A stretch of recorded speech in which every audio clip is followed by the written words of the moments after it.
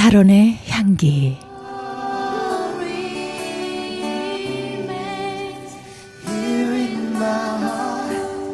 샤론의 향기 애청자 여러분, 안녕하세요. 고선미입니다. 주님 안에서 평안하시지요?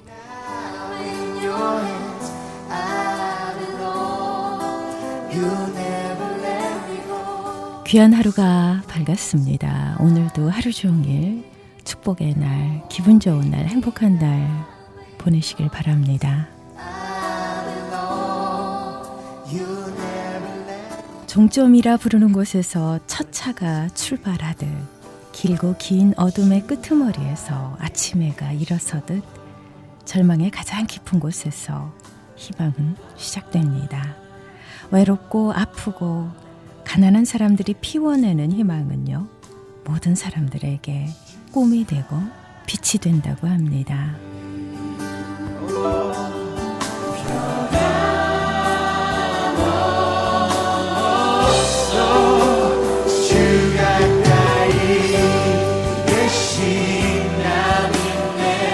사순절 기간에 우리 예수 그리스도를 묵상하면서요, 나를 구원해 주시고 생명의 빛이 되어 주시고 또 꿈이 되어 주신 우리 주 예수 그리스도를 찬양합니다.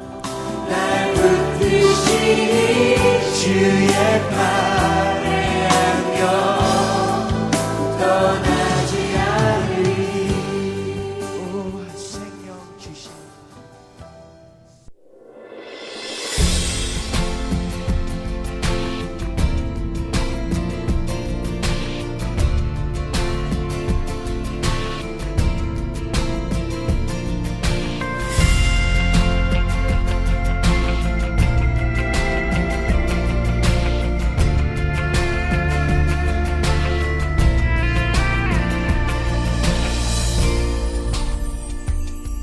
주님의 사랑이 이곳에 가득하기를 기도합니다.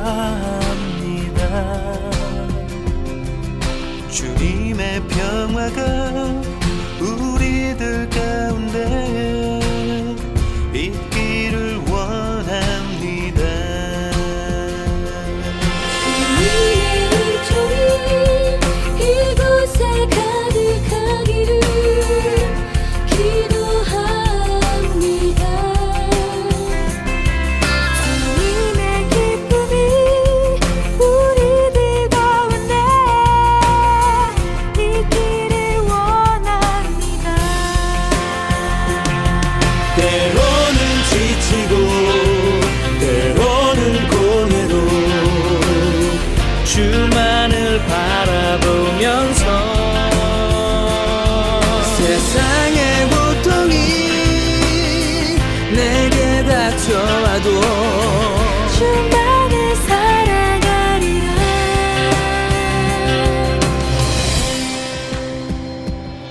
주님의 축복이 이곳에 넘쳐나기를 원합니다. 주님의 사랑이 이곳에 가득하기를 기도합니다.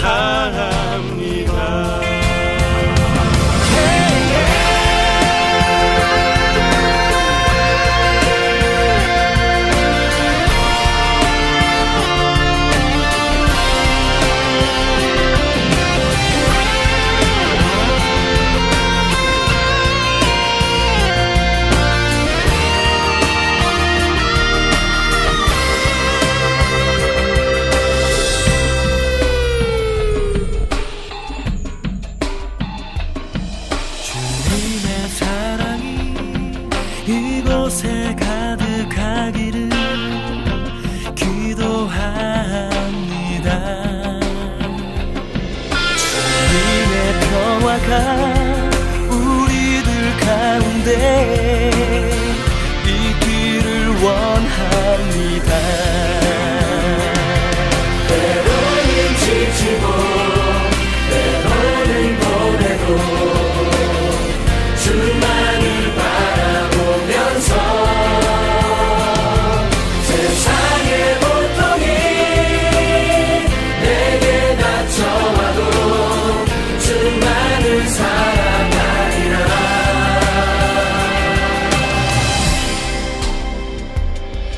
주님의 축복이 이곳에 넘쳐나기를 원합니다. 주님의 사랑이 이곳에 가득하기를 기도합니다.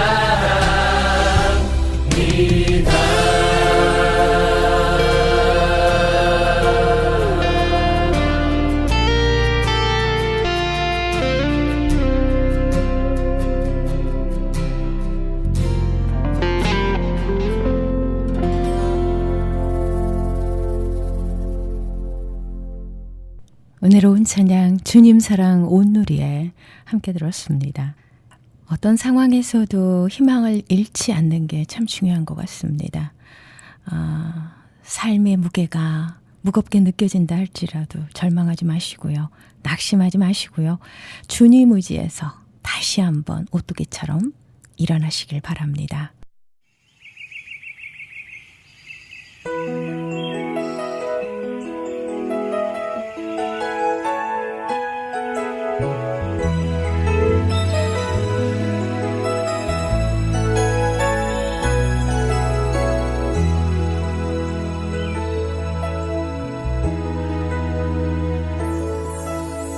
그대여 눈물 흘리고 있나요? 내가 손 내밀어서 그대 지친 눈물 닦아줄게요.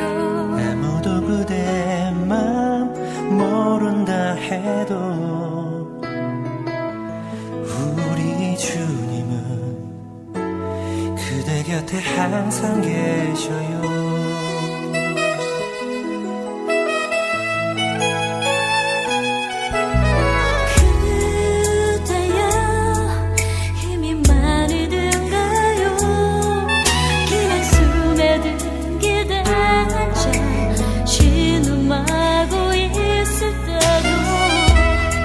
이런 이유 있는 거냐고 원망할 때도 주님 모두 듣고 계셔요.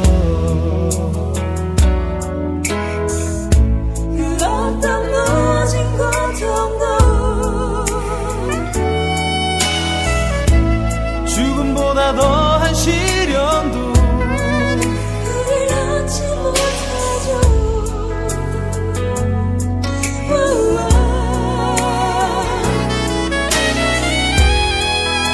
이제 함께 나눠요. 그대 마음 깊은 곳까지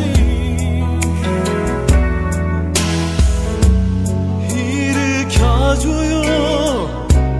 우리 작은 힘 모아 다시 일어서고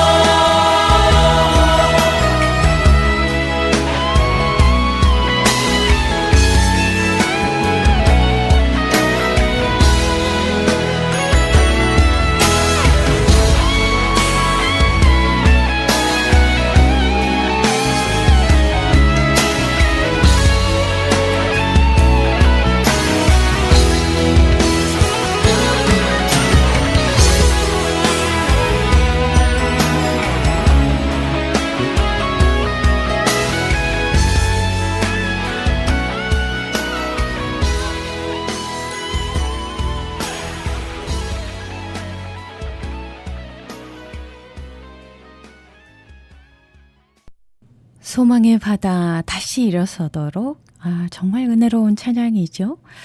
이 아침에 참 잘 어울리는 찬양이라는 생각이 듭니다.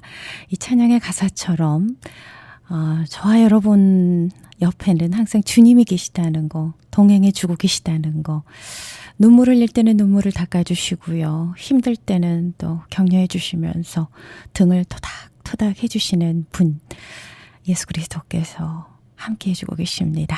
내가 마음 아파하면 우리 주님은 더 아파하신다고 하잖아요. 그런 주님 의지에서 오늘 하루도 힘내시고요. 힘차게 하루 출발하시길 바랄게요. 여러분과 함께 기도로 만들어가는 크리스천 헤럴드 선교 방송 샤롯의 향기 함께하고 계십니다. 이 프로그램은 저희 크리스천 헤럴드 웹사이트 www.chtv1888.org ch라디오를 통해 편안한 시간에 다시 들으실 수 있습니다. 헤럴드 건강 칼럼 이어집니다.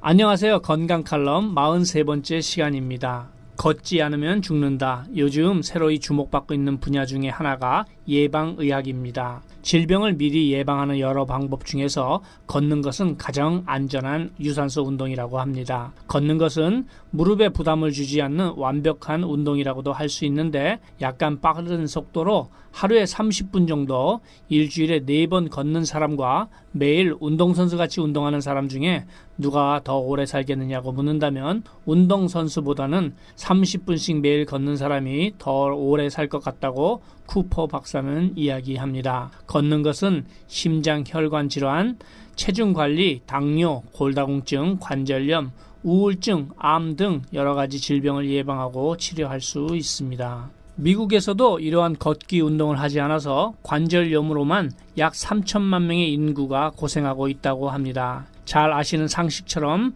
관절은 2개 또는 그 이상의 뼈들이 맞닿는 곳입니다. 예를 들면 무릎 아래에 있는 경골과 위쪽의 대퇴골이라고 불리는 뼈가 만나서 무릎 관절을 이루는 것이고, 엉덩이는 공 모양의 뼈와 그 뼈가 들어갈 수 있는 주머니로 된 관절로 이루어집니다. 이러한 관절을 이루는 뼈들의 끝을 연골이라고 하고, 연골은 부드러운 재질로 쌓여 있는데 연골은 쿠션 역할을 해서 관절이 쉽게 움직이도록 도와주는 역할을 합니다. 또한 관절은 활막이라고 불리는 섬유질 막으로 쌓여 있고, 활막은 관절이 마찰하는 것을 방지해주는 윤활유 같은 활액을 분비하고, 또 인대로 뼈들을 연결해 주어서 관절을 안정되게 유지시켜주며 근육과 관절에 힘을 실어주고 동작이 가능하도록 해줍니다. 관절에 이상이 생기면 사우나에 가셔서 냉찜질, 온찜질을 하시는 분들도 계시지만, 이러한 방법들은 통증을 잠시 멈추게 해줄 수는 있지만 근본적인 치료 방법은 되지 않습니다. 그보다도 글루코사민이라는 연골 성분을 드시면 더 좋을 것 같습니다. 사람이 걷기를 계속하는 동안에 관절과 관련된 염증과 질병들은 계속될 것 같습니다. 어떻게 하는 것이 관절 건강을 잘 관리할 수 있는지를 성경 말씀을 잠시 살펴보신 후에 말씀드리겠습니다. 오늘은 창세기에 나오는 에덴 동산이 어디에 있는지를 찾아보겠습니다. 창세기 2장 9절로 14절. 여호와 하나님이 그 땅에서 보기에 아름답고 먹기에 좋은 나무가 나게 하시니 동산 가운데에는 생명나무와 선악을 알게 하는 나무도 있더라. 강은 에덴에서 발원하여 동산을 적시고 거기서부터 갈라져 4근원이 되었으니 첫째의 이름은 비손이라. 금이 있는 하올라 온 땅에 둘렀으며 그 땅의 금은 정금이요 그곳에는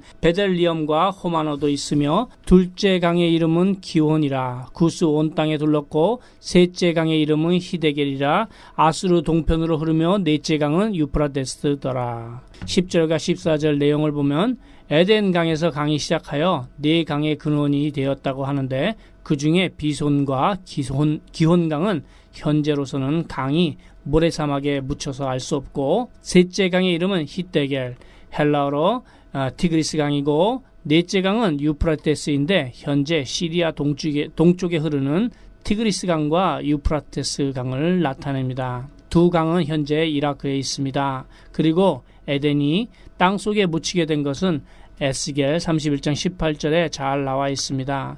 1982년 11월 28일 조선일보에 실린 기사를 보면 콜롬비아호 고대강 발견, 미 우주왕복선 콜롬비아호에서 발사된 레이더가 사하라 사막 깊숙이 묻힌 고대강 줄기를 찾아내서 고고학자들을 비롯한 많은 과학자들을 흥분시키고 있다. 두 번째 우주여행 때 콜롬비아호가 찍은 레이더 사진을 분석한 미 우주국 나사의 과학자 8명이 공동 분석한 보고서에 따르면 이 사진이 수만 년 동안 사하라 사막 땅속에 숨겨져 있는 큰 강과 계곡, 홍수가 났던 들판들의 모습을 보여주고 있다라고 합니다. 많은 사람들이 신화처럼 생각하고 있었던 에덴 동산은 아브라함의 고향이었던 갈대아 우루, 즉 현재의 이라크에 있었습니다. 또한 구절을 보면 에덴 동산에서는 생명나무와 선악을 알게 하는 나무가 있었는데 아담과 이브가 선악과가 아닌 생명나무 열매를 먹었더라면 요한계시록 2장 7절, 22장 2절, 같은 장 14절에서 이기는 자에게 먹여주신다고 하신 그 과실을 노력 없이 받았을 것입니다. 요한계시록 2장 7절, 귀 있는 자는 성령이 교회들에게 하시는 말씀을 들을지어다. 이기는 그에게는 내가 하나님의 낙원에 있는 생명나무의 과실을 먹어주게 하리라. 아무쪼록 모든 분들이 하나님이 계신 것을 진심으로 믿어서 승리하시는 성도가 되시기를 축원드립니다. 그럼 다시 돌아와서 어떻게 하는 것이 관절 건강을 잘 관리할 수 있는지를 알려드리겠습니다. 관절에 관련된 질환을 보더라도 100가지 이상이 된다고 합니다. 공통점을 찾아본다면 관절염이 있으신 분들은 반드시 심장과 혈액순환 질환을 한두 가지씩 앓고 있습니다. 그 이유는 혈액의 영양이 부족하여 우리 뼈 자체 내에서 혈액에 필요한 영양분을 뽑아가기 때문에 관절에도 이상이 생기게 되는 것입니다. 혈액에 영양을 보충해주면 언제 그러냐는 듯이 관절로 인한 질병은 사라지게 되고 혈액순환에 관련된 질환 또한 없어지게 됩니다. 저는 여기서 무슨 병에 걸렸든지 큰 효과를 줄 수 있는 신비한 기적의 영양제 M3를 소개합니다. 말씀 그대로 무슨 병에 걸렸든지 큰 효과가 있는 영양제입니다. 정직한 제품입니다. 믿고 드셔보시기를 권해드립니다. 무료 건강 상담과 기적의 영양제 M3에 관한 문의는 213-435-9600번 213-435-9600입니다. 감사합니다.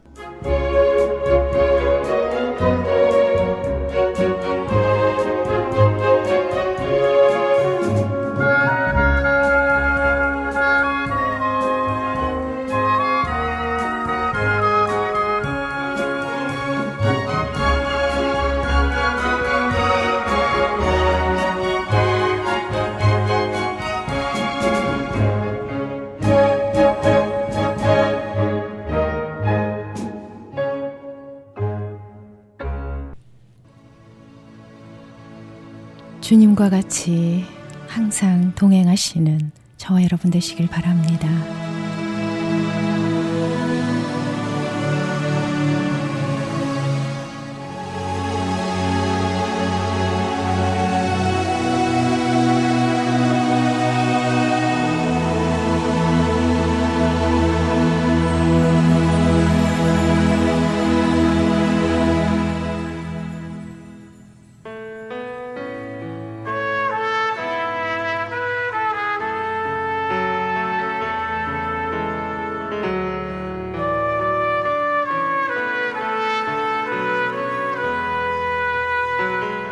샤론의 향기 귀한 말씀으로 하루를 열어주십니다. 얼바인 열린교회의 이선영 목사님께서 마태복음 7장 7절에서 12절까지의 본문 말씀으로 구하는 기도, 관계적 기도라는 설교 제목으로 은혜로운 말씀 주십니다.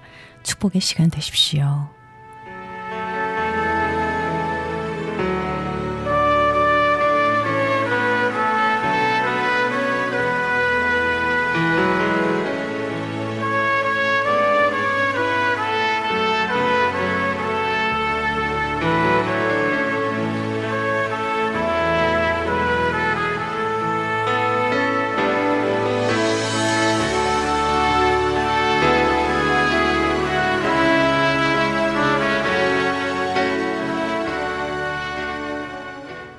오늘 말씀 제목은 구하는 기도와 관계적 기도라는 제목입니다. 인생에서 최고의 기쁨은 만남에서 옵니다. 이제 사람을 만나든지 또 뭘 만나는 것은 인생의 최고의 기쁨입니다. 그렇죠? 사람이 사람을 만나면 많은 설렘과 기대가 있습니다. 근데 사람이 사람을 만날 때 기쁨도 있지만 기쁨만 있나요? 상처도 있습니다. 만나기면 또 헤어지고 헤어질 때 그냥 헤어지면 좋은데 서로 상처를 주고받고 하면서 막 헤어지고 눈물 짜고 상처를 줬니 말았니 막 그러면서 헤어지기도 합니다. 예. 그런데 보세요. 그렇게 상처를 주기도 하고 기쁨을 주기도 하지만 중요한 것은 그런 상황 속에서 사람들은 기쁨과 행복을 느껴간다는 겁니다. 그래서 어떤 분은 그런 사람이 있어요. 상처를 주고받는 게 싫어서 아예 사람을 만나지 않습니다. 그러니까 사람을 깊이 만나지 않습니다. 그래서 다 모든 사람과 이렇게 벽을 치면서 그렇게 살아가는 사람도 있습니다. 사실 그런데 그건 참 어떻게 보면 불행한 겁니다. 만나보면 세상 살다 보면 상처도 있을 수 있고 아픔도 있을 수 있다는 것을 생각하고 이겨나가야 되는 거죠. 그것이 바로 건강한 만남이고 건강한 사람이다라고 얘기할 수 있습니다. 근데 인생에 있어서 가장 귀한 만남, 인생에 있어서 가장 큰 축복은 하나님과의 만남입니다. 하나님과의 만남, 하나님과의 교제. 그게 인생에 있어서 가장 큰 행복이고 만남이라고 말씀드릴 수 있습니다. 자, 이 하나님과의 만남, 하나님과의 교제. 자, 이런 관점에서 오늘 본문을 좀 살펴보면 좋겠는데요. 한 두 가지로 보겠습니다. 첫 번째는, 오늘 본문은 사실 기도에 대해서 얘기합니다. 근데 그냥 기도가 아니라 하나님과의 만남이 뭔가를 설명해 주고 있어요. 이번 첫 번째는 기도는 관계라는 겁니다. 관계다. 자, 마태복음 7장 7절 8절은 너무나도 잘 아는, 우리가 너무나도 잘 아는 하나님 말씀입니다. 기도에 대해서 늘 이야기할 때 늘 이 말씀을 가지고 설명하고 그렇게 합니다. 자, 그런데 보세요. 마태복음 7장 7절 8절을 보면 성경이 이렇게 기록하잖아요. 구하여라, 그리고 찾아라, 그리고 문을 두드리라고 얘기합니다. 구하는 자는 얻게 되고 찾는 자는 찾게 되고 두드리는 자에게 열리게 될 거다라고 성령이 말씀하고 있습니다. 자, 이 말씀을 드리면서 사실 우리가 이 말씀을 어떻게 정화해죠? 기도는 구하는 것이고 찾는 것이고 또 뭐예요? 문을 두드리는 것 같이 집요하게 끊임없이 구할 필요가 있다라고 이렇게 설명합니다. 사실 그렇습니다. 기도는 끝까지 정말 어떤 모양에서 집요하게 기도해야 합니다. 그런데 기도의 기능이 그 기도라는 것이 그것만 있지 않다는 겁니다. 근데 사실 이제 기도를 그렇게 우리가 인식하고 있어요. 기도는 끝까지 구해야 하고 찾아야 하고 문을 두드려야 한다. 그러면 열리는 날이, 찾아지는 날이 오게 된다는 겁니다. 그래서 하나님께 늘 그렇게 기도합니다. 제가 잘 아는 외아들이 있었습니다. 사실 제가 잘 아는 분은 목사님이세요. 목사님인데 그 목사님에게 외아들이 있었는데 이 외아들이요, 대학생 때 그 아버지에게, 아버지, 제가 모터사이클을 타고 싶습니다. 첫 번째, 모터사이클을 타게 해 주십시오. 두 번째, 모터사이클을 타는데 돈을 좀 보태 주십시오라고 아버지에게 부탁을 했습니다. 아니, 부탁이 아니라 막 졸랐습니다. 사실 그런데 이 모터사이클 잘 아시죠? 굉장히 위험합니다. 저는 예전에 모터사이클을 타다가 이렇게 사고 나는 걸 직접 한번 봤습니다. 굉장히 그 사고 현장이 끔찍했습니다. 그래서 그 이후로 저는 모터사이클이 이렇게 그냥 프리웨이 확 지나가고 길을 그냥 손살같이 지나가면 굉장히 제 스스로 놀랍니다. 저러다가 만약에 자동차는 그냥 사고가 나면 자동차가 부서지고 우리는 안 다치잖아요. 그럼 뭐 많이 다쳐도 많이 안 다치는데 모터사이클은 한 번 부딪히면 우리가 흔히 이야기 조금 농담 더 못해서 최하가 사망이라고 그러잖아요. 그냥 죽습니다. 너무 그만큼 위험하다는 거죠.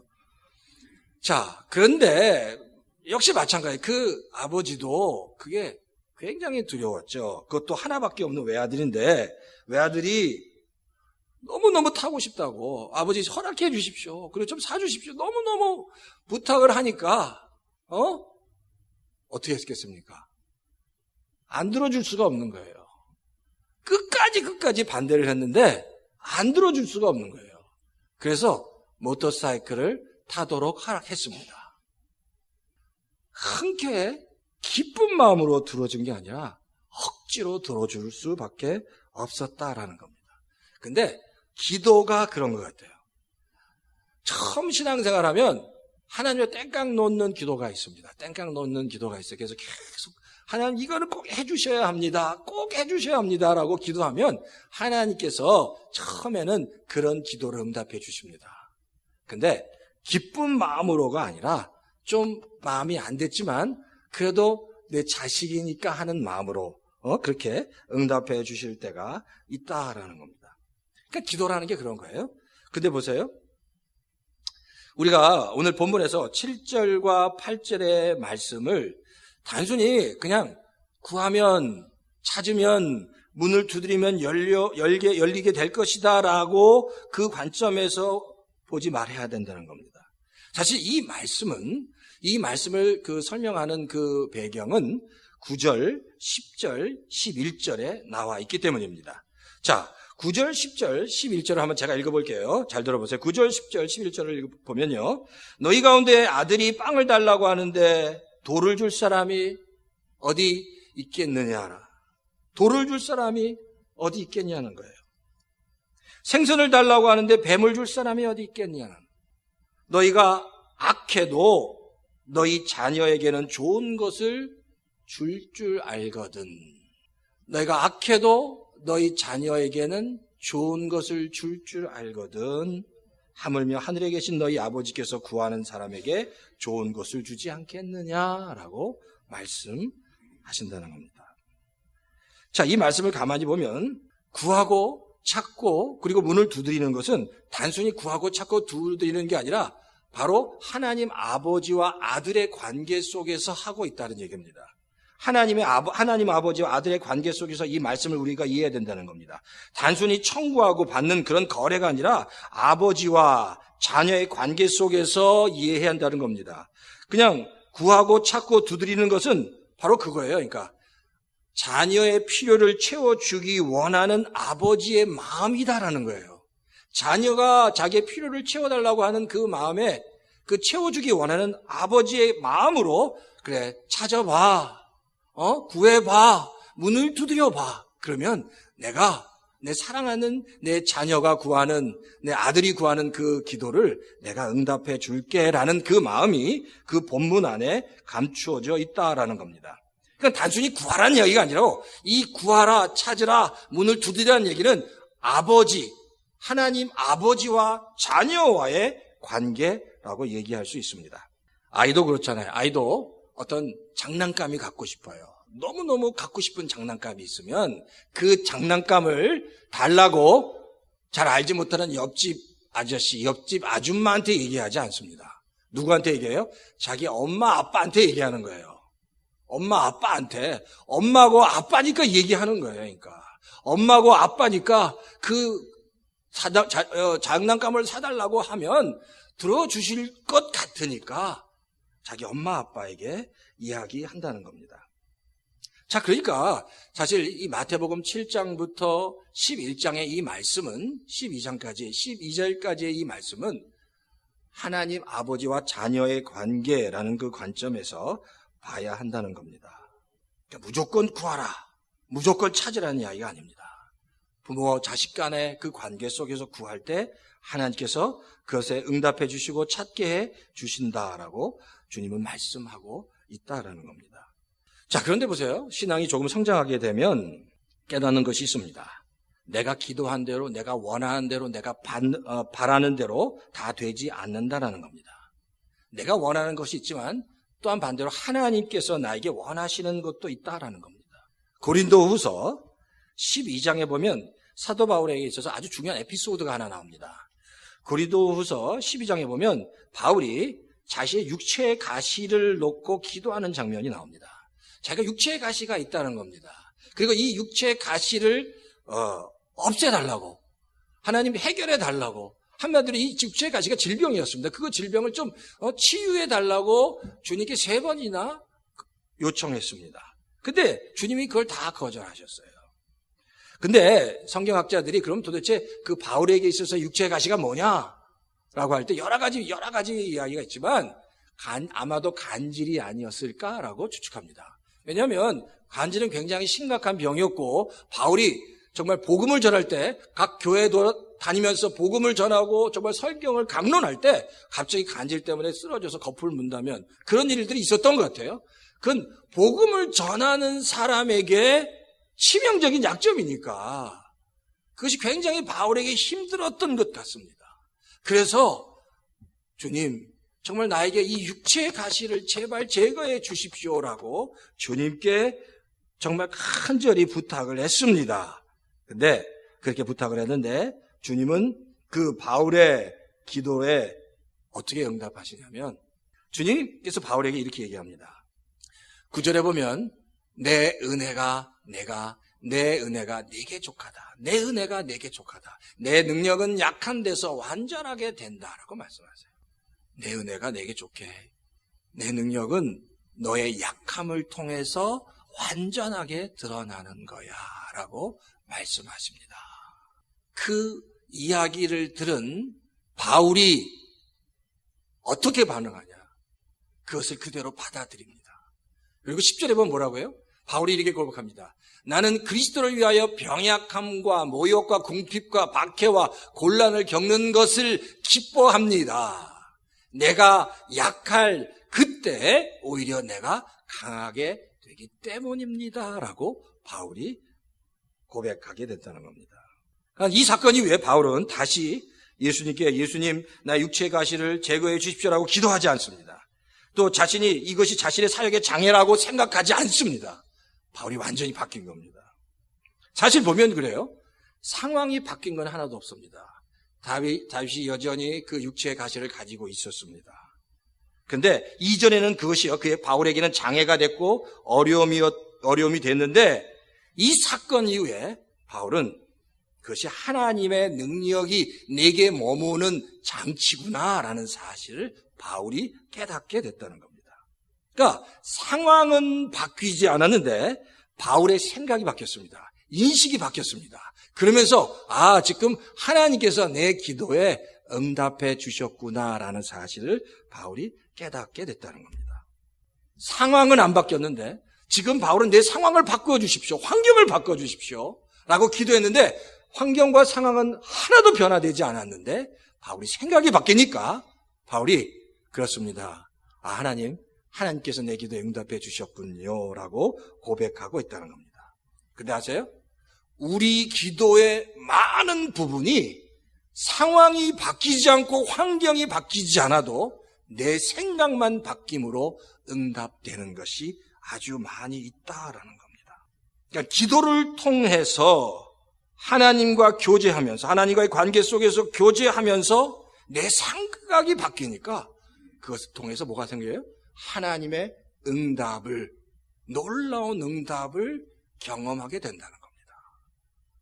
그러니까 기도라는 것이 단순히 구하는 기도를 하게 되면 이것을 깨닫지 못하는데 하나님과 더불어 구하는 기도가 아니라 관계적 기도를 통해서 하나님과 교제하게 되면 그 교제함을 통해서 하나님의 응답을 깨닫게 되고 하나님의 은혜를 깨닫게 되고 하나님의 인도하심을 경험하게 된다는 겁니다. 중요한 게 그거예요. 상황이 아니라 내가 어떻게 생각하느냐라는 겁니다. 바울이 그런 겁니다.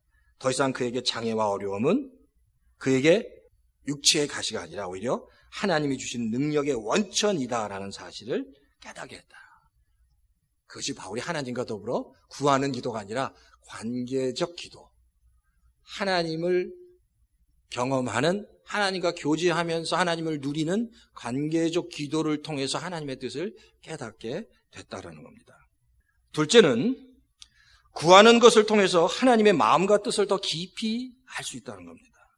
산상수훈 마태복음 6장 7절과 8절에 보면 성경이 이렇게 기록합니다. 자, 마태복음 6장 7절 8절 제가 읽을게요. 우리 다 같이 한번 읽어볼까요? 마태복음 이제 파워포인트 떴는데요. 6장 7절 8절입니다. 시작. 너희는 기도할 때 이방 사람들처럼 빈말을 되풀이하지 말아라. 그들은 말을 많이 하여야만 들어주는 줄로 생각한다. 그러므로 그들을 본받지 말아라. 하나님 너의 아버지께서는 너희가 구하기 전에 너희에게 필요한 것이 무엇인지를 알고 계신다. 아멘. 자, 7절과 8절의 말씀을 가만히 보면 핵심은 이겁니다. 너희가 기도할 때 이방 사람들처럼 빈말을 되풀이하지 말라는 얘기는 우리가 이거 중언부언하지 말라는 얘기입니다. 이방 사람처럼 중언부언하지 말라, 횡설수설하지 말라는 겁니다. 두 번째 8절은 뿐만 아니라 그런데 너희가 기도할 때 이미 하나님 아버지, 우리 아버지께서 하나님 아버지는 너희가 구하기 전에 너희가 기도하는 것, 너희가 필요한 것을 다 알고 계신다라는 겁니다. 이게 굉장히 중요한 말씀입니다. 우리가 기도하지 않아도 하나님은 다 알고 계십니다. 그럼 어떻게 돼요? 기도할 필요가 없나요? 기도하기 전에 다 알기 때문에 사실 하나님에게 하나님 내가 이게 필요합니다, 저게 필요합니다 얘기할 필요가 없다. 다 아신다는 겁니다. 그러면서 이 말씀을 붙잡고 어떤 분은 이렇게 기도해요. 하나님 다 아시지요. 다 아십니다. 기도가 점점 짧아집니다. 다 아십니다. 어떡할까요? 다 아십니다. 기도가 점점 짧아진다는 겁니다. 근데 하나님이 다 아시잖아요. 그러니까 정말 다 아십니다. 우리의 상황과 처지를 다 아신다는 겁니다. 근데 중요한 건 이미 하나님이 우리의 상황과 처지를 다 아시지만 더 중요한 건 그 상황과 처지에서 나를 향하신 하나님의 뜻이 무엇인지를 아는 게 중요합니다. 하나님은 다 아시는데 하나님과의 그 관계적 기도를 통해서 이 상황 속에서 하나님이 원하시는 하나님의 뜻, 하나님의 마음이 무엇인지 내가 알아야 된다. 하나님의 그 뜻과 마음을 알아가는 것이 기도를 통해서 알아가야 된다는 거예요. 그냥 구하는 기도가 아니라 하나님과 깊은 교제를 통해서 알아가는 관계적 기도를 통해서 하나님의 선하신 뜻, 이 상황 가운데 이 어려운 역경 속에서 하나님께서 갖고 계신 선하신 뜻이 무엇인지를 우리가 알아가야 한다는 겁니다. 중요한 건 그거예요. 뭐라든지 하나님의 마음을 아는 겁니다. 하나님의 마음, 하나님의 뜻을 알아가는 겁니다. 우리가 가족이 가까운 이유가 뭡니까? 어렵고 힘들 때 가족이 힘이 되는 이유가 뭡니까? 가족은 내 아내는, 내 남편은, 내 자식은 그래도 내 마음을 알아주잖아요. 내가 힘들 때 그래도 나에게 힘이 돼주잖아요. 내 마음을 알고 내가 다 설명하지 않아도 그래도 내 마음을 알고 나를 위로해 주니까 가족이 나에게 늘 힘이 되는 거 아니에요. 그 이유가 마음을 알아주기 때문이다. 우리가 신앙생활 때도 너무 중요하게 하나님은 이미 우리를 다 아십니다. 그렇기 때문에 기도할 필요가 없는 게 아니라 관계적 기도를 통해서 하나님과의 그 깊은 교제를 통해서 이제 이 상황 속에서 하나님의 마음과 뜻이 무엇인지를 내가 알아야 한다는 겁니다. 그래야 그 상황 속에서 하나님께서 기뻐하시고 바라시는 뜻대로 우리가 살아갈 수 있다라는 겁니다. 그러니까 사실 기도는 그거예요. 구하는 것보다 그 기도 가운데 하나님과 교제 가운데 하나님의 마음과 뜻을 알아가는 겁니다. 하나님의 뜻과 마음을 알아가면 그 성도는 가장 중요한 것 하나를 얻게 깨닫게 된다는 겁니다. 조지 뮬러가 이렇게 이야기했습니다. 기도는 내가 원하는 것을 관철해가는 것이 아니라 하나님이 기뻐하시는 것을 이루어가는 거다라고 얘기합니다. 하나님이 기뻐하시는 것을 이루어가는 것이 기도라고 말하고 있습니다. 그러니까 사실 기도 없이는요 하나님의 뜻을 알 수 없습니다. 하나님의 뜻을 아는 방법은 딱 한 가지, 기도해야만 하나님의 뜻을 알 수 있습니다. 기도하면 그렇잖아요. 응답을 하시기도 하고 안 하시기도 합니다. 그러면서 이 학습이 일어나는 거예요. 아, 이게 하나님께서 원하시는 거구나. 하나님께서 원하시지 않는 거구나. 하나님의 뜻을 깨달아 가게 된다라는 겁니다.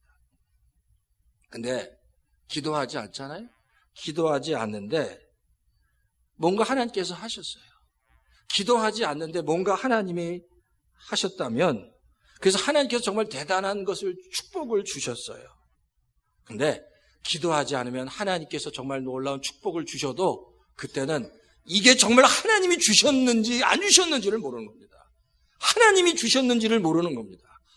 기도하지 않고 받은 것은 많은 부분에서 내가 애써서 내가 잘해서 받았다고 착각할 가능성이 많다는 거예요. 내가 잘해서. 근데 기도하고 하나님께 기도하고 받은 것들은 하나님이 주셨구나라는 사실을 깨닫게 됩니다. 하나님이 주셨구나. 그러면 그 받은 것들을 통해서 더 겸손하게 되고 믿음 안에서 더 성숙하게 될 수 있다는 겁니다. 근데 기도 없이 받은 것은 하나님 없이 내 노력으로 내 능력으로 받았다고 착각할 가능성이 많이 있다는 겁니다. 그러니까 기도해야 합니다. 기도해야 지금 하나님이 내 삶 속에서 어떻게 역사하시는지를 알 수 있다는 겁니다. 그래서 기도 생활과 신앙 생활은 운전 경력과 아주 비슷합니다. 여러분 잘 아시죠? 한국에서 유명한 운전면허증, 그 라이센스를 땄을 때 유명한 단어가 있습니다. 장롱면허라고 있습니다. 장롱면허. 이 장롱면허는 이제 때가 돼서 그냥 드라이브 라이센스를 땄습니다. 그리고 나서 장롱수에 넣고 한 5년이고 10년 동안 운전을 안 하는 겁니다. 그래서 제가 나중에 헌집사님한테 여쭤봐야겠지만 나중에 10년 되면은 보험을 들 때는 굉장히 쌀 것 같아요. 보험을 들면 그렇죠? 10년이 경력이 10년이나 됐으니까. 근데 10년이나 돼서 보험은 쌀지 모르지만 운전은 하나도 못하는 겁니다. 그렇기 때문에 운전 경력은요 몇 년을 한 게 중요한 게 아니라 운전을 거리를 얼마나 했느냐가 중요합니다. 여러분 아세요? 어떤 분이 10년 동안 운전을 했습니다. 근데 그 자동차 마일리지를 보니까 그 마일리지가 10년 운전했는데 2만 마일 정도 됐습니다. 10년 운전했는데. 왜 그렇죠? 그분은 운전을 잘 못해서 프리웨이를 안 타는 거예요. 집과 마켓 근처 로컬만 다니니까 10년 운전했는데 2, 3만 마일밖에 안 되는 거예요. 그분을 뭐라고 해요? 그럼 운전의 초보입니다. 무서워서 프리웨이를 못하면 그냥 여전히 운전의 초보로 남을 수밖에 없습니다. 근데 어떤 분은 운전을 했는데 한 1, 2년 했는데 한 해당 무슨 4만 마일, 5만 마일 하는 거예요. 그러니까 일 때문에 계속 돌아다니면 그 사람을 1년 운전했다고 초보라고 얘기할 수 없다는 거예요. 근데 신앙생활도 똑같습니다. 신앙생활은 시간으로 따질 수 없다는 거예요. 몇 년 신앙생활, 10년 했는지 20년 했는지 나는 모태신앙인지 그거는 중요하지 않습니다. 정말 신앙생활은 그분이 그 신앙생활을 하는 동안에 얼마나 기도했느냐, 기도하면서 얼마나 하나님의 뜻을 구하고 그 하나님의 뜻을 위해서 씨름했느냐가 그분이 신앙생활한 연수와 같은 겁니다. 10년을 하고 20년을 하고 어릴 때부터 모태신앙이라도 하나님께서 주신 문제 앞에 꿇어 엎드려서 씨름하면서 기도하지 않으면 신앙생활 처음 한 사람과 똑같다는 겁니다. 내가 하나님을 얼마나 찾았는지, 하나님의 뜻을 얼마나 구했는지, 그리고 하나님의 그 말씀해 주실 때 얼마나 그 말씀에 순종했는지, 그게 그 시간이 정말 신앙생활한 시간이다라고 말할 수 있습니다. 그러니까 기도하는 사람은 그래요. 내 인생에서 일어나는 그 의미들이 다 깨달아집니다. 실패를 했던, 어떤 좌절할 일들이 생겼던, 성공을 했던, 기도하는 사람은 내 삶 속에서 일어나는 사건들을 통해서 하나님의 그 의미들을 깨달아 간다는 겁니다. 그게 바로 신앙생활이다. 그러니까 하나님이 주시는 게 뭐냐? 하나님이 우리가 기도할 때 하나님 주십시오, 주십시오. 기도할 때 절대 하나님은 우리가 구하는 것을 주지 않습니다. 하나님은 우리가 구하는 걸 주는 게 아니라 우리에게 좋은 것을 주시는 분이 하나님이다라는 겁니다. 자, 보세요. 성경 말씀 보세요. 자, 마태복음 7장 11절 한번 보세요. 마태복음 7장, 자, 11절 한번 보세요. 파워포인트가 안 나오나요? 자, 마태복음 7장. 자, 10절부터 제가 볼게요. 생선을 달라고 하는데 뱀을 줄 사람이 어디 있겠느냐. 11절 보세요. 너희가 악해도 자녀에게 좋은 것을 줄 줄 알거든 하물며 하늘에 계신 너희 아버지께서 구하는 사람에게 좋은 것을 주지 아니하겠느냐. 자, 보세요.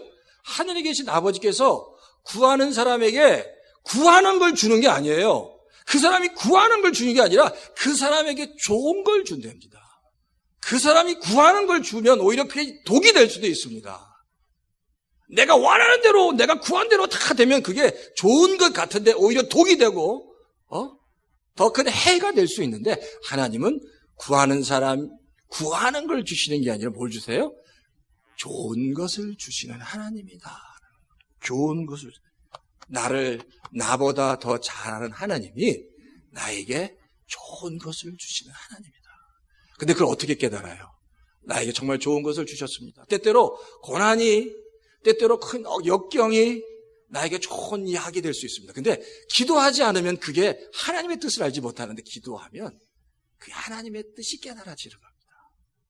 하나님이 정말 나한테 좋은 걸 주셨구나. 지금 이 고난이 내가 다시 세워지는데, 하나님 앞에서 다시 세워지는데 너무너무 소중한 것이다라는 사실을 깨닫게 된다는 겁니다. 이게 바로 하나님의 마음이다. 구약에 보면 정말 하나님께 아주 소중한 것을 구한 사람이 나옵니다. 아주 소중한 것을 구한 사람, 바로 솔로몬입니다. 솔로몬이 구한 게 있어요.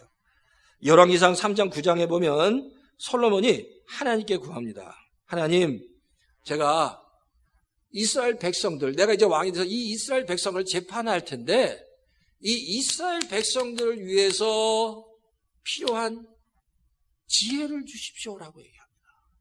이스라엘 백성을 다스리는데 필요한 지혜를 달라고 얘기합니다. 지혜로운 마음을 주십시오. 저들에게 올바른 재판을 할 수 있는 지혜로운 마음을 주십시오라고 하나님께 구해요. 근데 보세요. 지금 열왕기상 3장 9절에 보면, 세 번역이나 다른 성경에 보면, 자, 솔로몬이 구한 것을 지혜로운 마음이라고 얘기했습니다. 근데 지금 파워포인트에 보이는 건요, 개역 성경이에요. 개역 개정에는 그걸 정확하게 표현했어요. 지혜로운 마음을 뭐라고 써 있어요? 재판할 수 있사오리까 듣는 마음을 종에게 달라고 얘기합니다. 사실 이 지혜로운 마음, 성경 우리가 지혜로운 마음이라고 표현된 이 단어가 샤마라는 단어인데, 이 샤마라는 단어가 듣는 마음이에요. 듣는 마음. 그러니까 세 번역에는 그냥 지혜로운 마음으로 되어 있는데, 개역 성경에는 더 직접적으로 듣는 마음이라고 해석한 거예요. 그러니까 사실 지혜로운 마음은 듣는 마음입니다. 지혜로운 건 듣는 마음이에요. 하나님께서 우리에게 말씀하시는 것을 들을 수 있어야 합니다. 하나님께서 말씀하실 때 들을 수 있어야 합니다. 내 주변에 있는 사람들이 말하는 것을 정말 경청할 수 있어야 합니다. 내 주변에 사람들이 말하는 이야기나 하나님이 하시는 말씀을 경청할 수 있는 그 경청하는 마음, 듣는 마음이 지혜로운 마음이다라는 사실을 들어야 됩니다.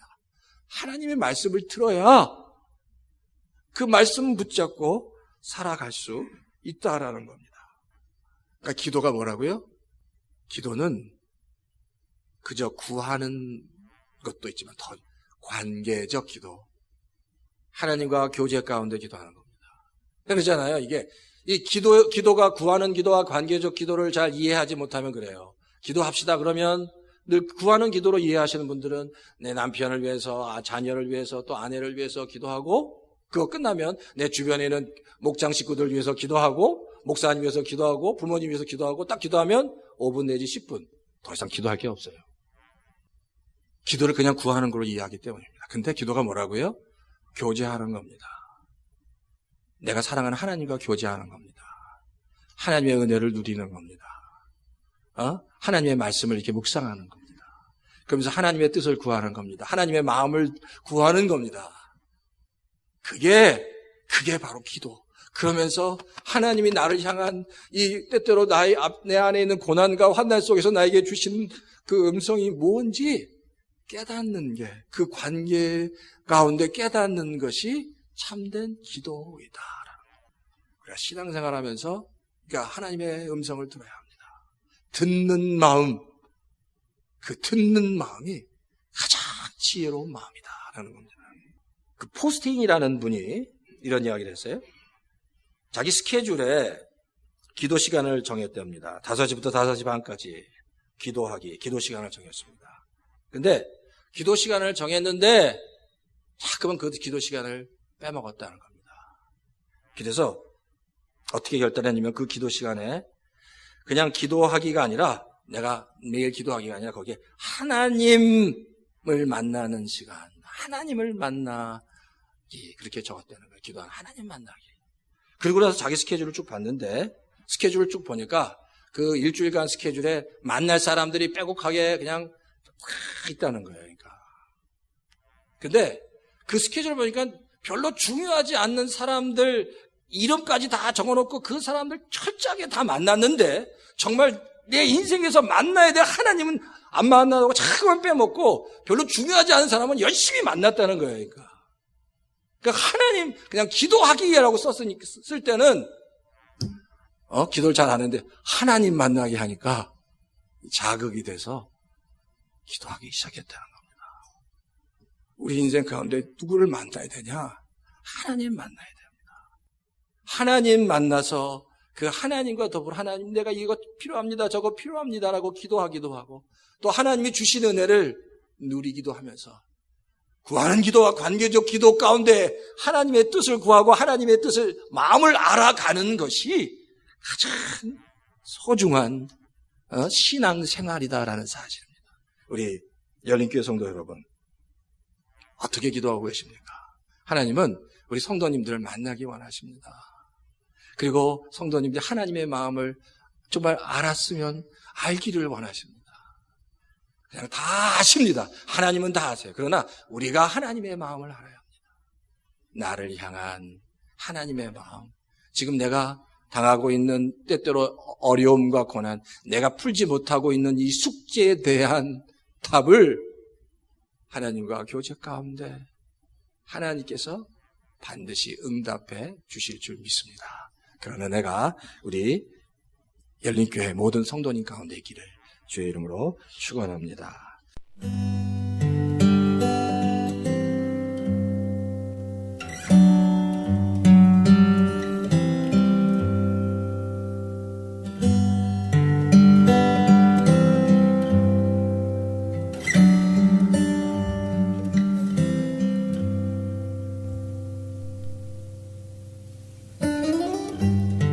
지금까지 얼바인 열린교회의 이선영 목사님께서 은혜 주셨습니다.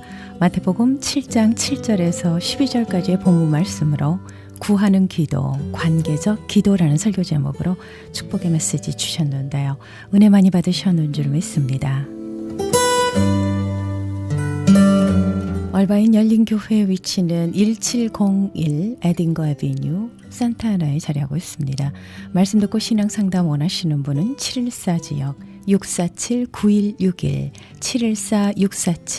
714-647-9161번으로 상담하시기 바랍니다.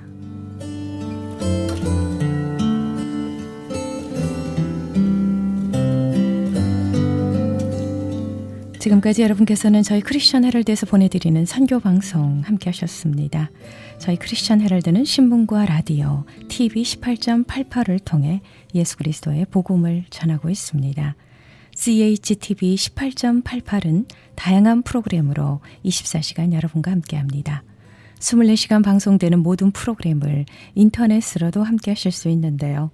저희 크리스천 헤럴드 웹사이트 www.chtv1888.org로 들어오셔서 은혜로운 말씀과 함께 찬양, 교계 소식 등 다양한 정보를 함께 나눠주시면 고맙겠습니다.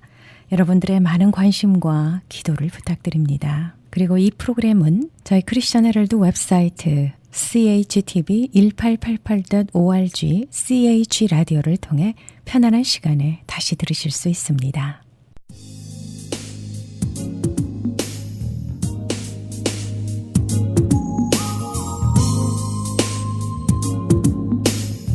힘찬 하루가 밝았습니다. 하루 종일 에너지 충만하시고요. 주님으로 인해서 기뻐하고 행복하시길 바랍니다. 힘을 내요. 이 찬양 함께 하시면서요. 저희 크리스천 헤럴드에서 보내드린 선교방송 여기서 마무리합니다. 저는 고소미였어요. 고맙습니다. 사랑합니다. 힘을 내요. 언제나 주님 내게 용기 주시리. 끝없는 절망에 쌓여 쓰러질 때 힘을 내요. 주님이 항상 함께해요. 주님께 찬양 드려요. 모두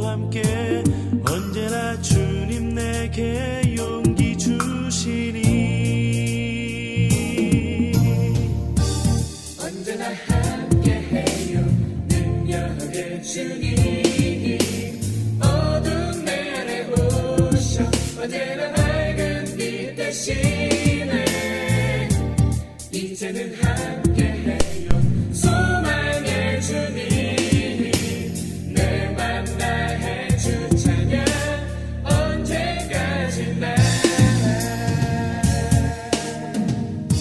무거운 짐이 힘들어 넘어지려고 할 때 가던 길을 멈추고 혼자라고 느낄 때 더 이상 슬퍼 말아요 힘을 내요 언제나 주님 내게 용기 주시리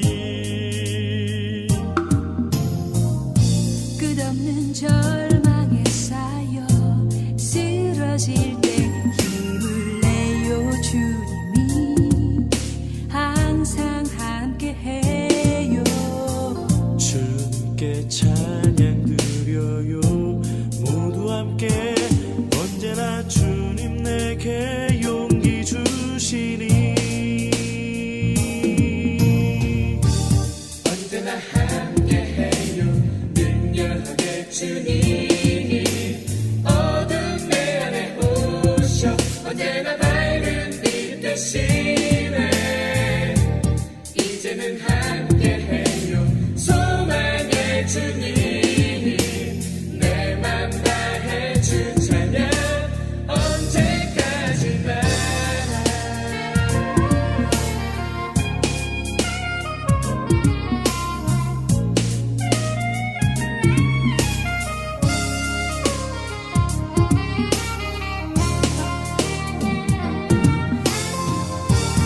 언제나 함께해요 능력의 주님 어둠 내 안에 오셔 언제나 밝은 빛 대신에 이제는 함께해요 소망의 주님 내 맘 다해 주 찬양 언제까지나 절망에 쌓여 쓰러질 때 힘을 내요 주님 항상 함께해요 주님께 찬양 드려요 모두 함께 언제나 주님 내게 용기 주시니